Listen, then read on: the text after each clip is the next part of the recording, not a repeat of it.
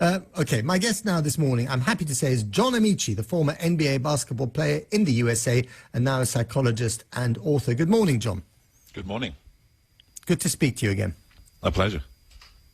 Okay, so do you understand the conundrum that I'm trying to outline here, even if I've done it rather messily? There is a conundrum here, isn't there? There is indeed. One of my day jobs is as a director of one of the directors of the country's largest NHS trust.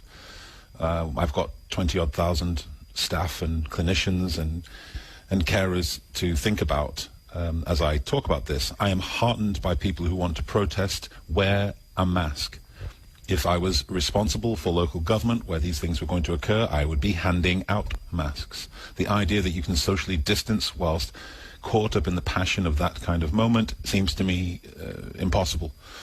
I want people to recognize that the very people who may be at these kind of protests are those who are most at risk, not only for infection, but for a worse outcome from COVID infection.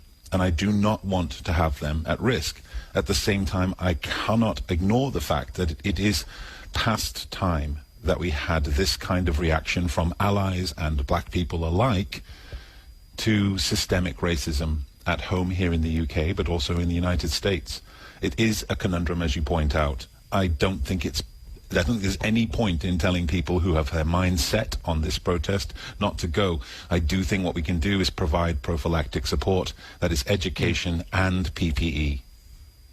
Do you think the organisers of the protest, in conjunction with local authorities, should be much clearer about what you do when you get there? You know, you've got to stay apart, you've got to wear the mask, you can't take the mask off, and if you do, you're going to get in trouble, potentially. But then that creates exactly the kind of problem, potentially, that people are demonstrating against. Yeah, what has to be done here is to ameliorate something that's going to happen. I don't know.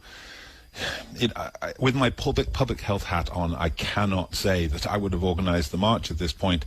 As a black person who has been personally victimized and continues to feel resonant pain from what we see happening on a day-to-day basis, the declarations of politicians that are inelegant, if not evil, I can't help but to find my support with those Black Lives Matter supporters. I am heartened that when you look at those audiences, it is not just black people, but allies as well. I have to, with my public health hat on, say, let us please be as safe as possible under the circumstances. I know that there's no point in me telling you not to show up, but I can say to you, put a mask on, do not take the mask off. I can tell you, stay as apart as you can under those circumstances, and that's the best I can do. Indeed. Now, there are two issues here, aren't there? There's the public health issue, and then there's also the moral issue. Let me just play you this clip from this morning from Andrew Castle's breakfast show. This is Dame Cressida Dick, the head of the Metropolitan Police, the police commissioner, talking to Andrew, and she was asked whether she would take the knee with protesters, as many policemen have done, both in America and in the UK. Would she take the knee during these protests? This is what she had to say. However heartfelt something like that might be, I have said I don't think it is likely to be safe. It's not the right thing to do for our public that you are trying to keep safe, the protesters that you're trying to keep safe, your colleagues and yourself. So, however strongly you feel about it, and even if you think it might be the right thing to do in that particular situation, I have said we won't be kneeling during protests. So you wouldn't take the knee if asked by protesters? No, I wouldn't, and I've asked my officers not to, because our job is to police. I do see that in private life, or perhaps in some other situations, it might be something that somebody wants to do. I completely understand that, but not when you're policing a protest. That's interesting, isn't it? What's your reaction to that, John? I know, Cressida. I can understand the conundrum that she finds herself in. I'm less interested in individual officers kneeling and showing their solidarity than I am in systemic change. But it's a powerful symbol, isn't it, when they do? I'm tired of symbols. Those symbols will not stop me from being stopped and searched 3 times a year. My PhD does not seem to protect me from that. And I am the most privileged black person to be talking about this issue. What about everybody else? The moment I open my mouth when I am stopped, officers realize they've made a mistake because they've realized suddenly this articulate Negro is going to cause them a challenge. I'm not interested in more gestures from power. I want systemic change. The police force needs an independent cultural audit. They don't even know how the various policies, procedures, and ways of working that they have are combining to cause systemic bias. And they need to sort that problem out. The fact that 1, 2, 10, or 100 officers take the knee will not prevent the next disaster in this country. I think that's a really interesting point, isn't it? Because, I mean, I've been watching an awful lot of CNN over the last week in a hotel room, and there is no other discussion in America at the moment than this. And you can see that the symbolism is being piled on top of each other. But you know that the minute there's another subject, they will move away from this. And unless there's follow-up, nothing will actually change. Exactly right. Okay, so what are the things that need to happen in Britain for things to change? So there are two sets of things. There are things that individuals have to do.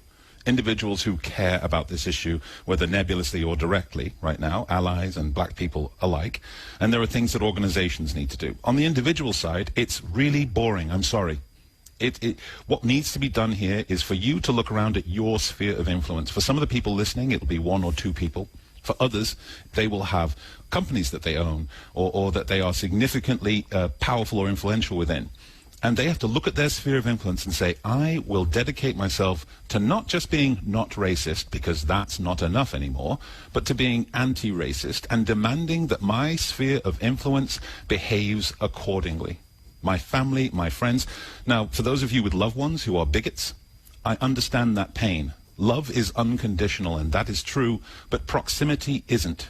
You don't have to co-sign on their racism by sitting at the table and breaking bread with them.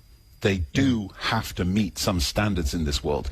Nobody will recognize that work that you do to kind of cleanse your sphere of influence, to educate your sphere of influence. Nobody will recognize that. Nobody will put likes or tweets or anything else.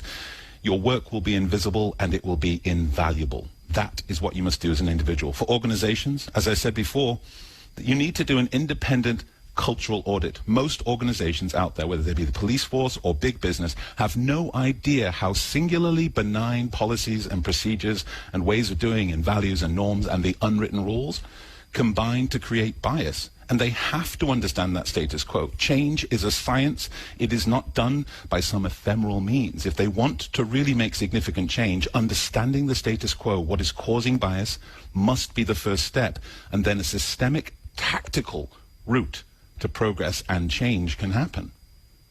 Do you think that the American example here, or comparison, is a problem? Because the act of violence against George Floyd was so extraordinary, it was so brutal, it was so prolonged and so profoundly shocking that that's an obvious thing that unleashes this anger and frustration on the streets.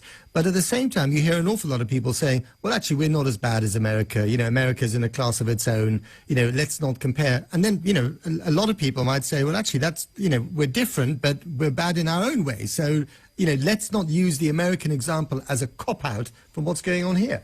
Well, I think that's exactly it. We can't. Comparing ourselves to a bad example has always been a route to disaster.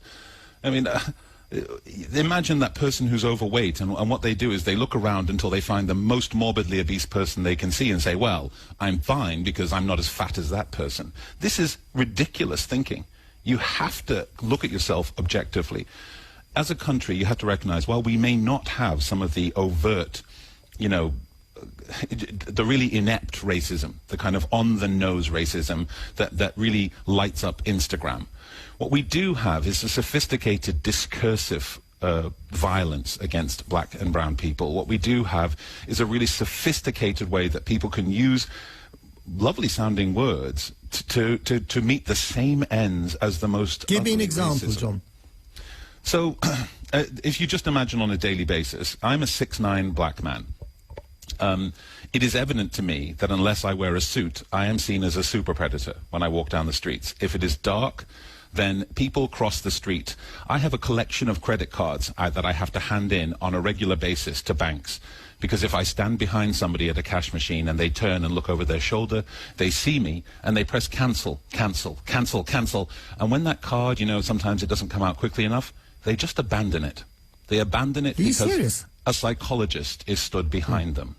Now, Yeah. this, I can tell you, if you're wondering why sometimes black people feel angry, it's because no amount of education, no amount of eloquence can protect you from this kind of everyday bias. Again, how do you change that mindset? I mean, what you've just said is very powerful. It's a very specific example, of this, insidious racism, prejudice. How do you educate people into things saying that actually, even though you're tall and you're black, you're not a threat to them? Education is something that shouldn't have to be done by black people for white people. There are some steps they can take. Here you go. They can recognize that it's not enough to not be racist. I mentioned that before, that you've got to be anti-racist, right? And then the good thing that people can do is they can reflect and embrace the wins. They can embrace those moments where they know they've screwed up. The people who've walked towards me and then crossed the street, they can embrace the wince of that, because the pain of knowing you've done wrong is a really good teacher. Those moments that you slipped, those moments that you've abdicated your responsibility to be an ally, then you can educate yourself. I have posted a reading list, I have posted a link on the internet that gives you films and documentaries and all kinds of things that you can watch to learn about inequity and privilege. And then, it's very simple. You can declare where you stand on this issue without equivocation. Don't say, well, I don't believe in racism, but these riots aren't good, or these protesters aren't good, or whatever else. Just state where you stand on racism and demand that the people around you hold you to account. Not demand that they do the same as you. Demand that they hold you to account, and then after that, you choose who you surround yourself with. You choose to influence and educate and demand that those people reflect on their own winces. This is a boring process. That's why change doesn't happen very often. It is an inglorious process that leads to a glorious end. We've seen, we've talked a lot about symbols in this interview, and we've seen many points that we thought were turning points. Do you think that this one could be a genuine turning point or not? I want to believe that it can be, but unfortunately I remember Sandra Bland, I remember Ferguson, I remember Rodney King in 1991. And in every single one of those moments you can go back and look at the news and people like me talking to people like you, talking about whether this was going to be the turning point, and everybody said, well, I hope so. And here I am again, and I hope so.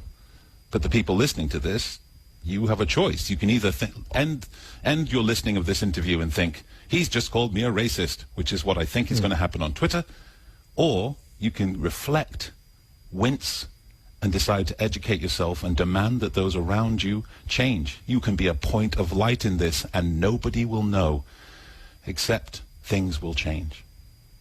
But if a lot of the racism is, between the lines, under the breath, subtle messaging, something that is so kind of part of the normal language that we don't even notice it anymore, is President Trump, in his unbelievably, boneheaded language, actually quite useful in this instance? Or is it actually, No. or is it so abrasive that it makes things much worse? He's not useful because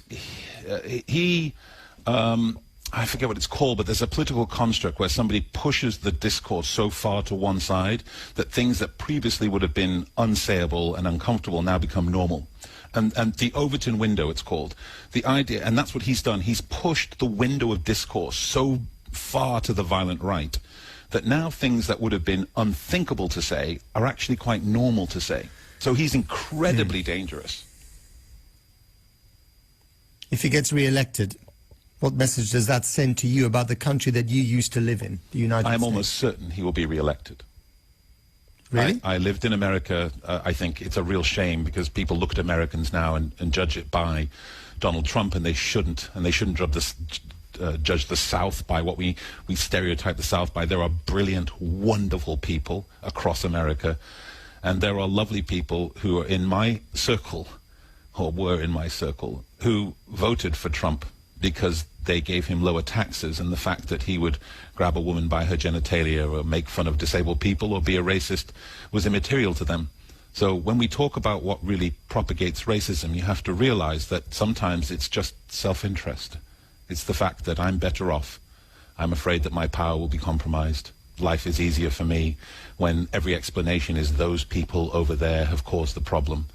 And we must be more nuanced. We must realize that if we don't act as real citizens of the world now, then there will be something terrible that continues to happen. There will be more Georges, there will be more Sandras, there will be more death, and we'll become inured to it. Someone once said very wisely that everything you say about America is true and the opposite. So there's terrible racism in America, but there's also a very strong reaction against it. It is very difficult to sum up an entire nation. But where America stands at the moment, and from your knowledge of it, do you think that America as a nation has tipped over to the dark side? Well, I'm a total geek, and so I think it appeals to me, that kind of black and white, that they've turned over to the dark side. I think it's more accurate to say that whilst Sidious may be leading them, they themselves are a mixture of people who have yet to make up their mind. The problem with someone who polarizes like Trump is that his appeal is in part that he looks at people who he knows has nothing and yet has only contempt for, but can hold them to his side because he convinces them that he can personify the problem. The problem is those brown people over there. It's those zealotous women over there. It's those gays over there. It's those immigrants over there. And when you do that, suddenly you've removed any responsibility or accountability for your own circumstances from people who really are desperately fighting every day. Racism is one of those things that convinces poor white people that the only way they remain even managing is by keeping black people below them. And when instead we know that removing racism enhances life for everybody.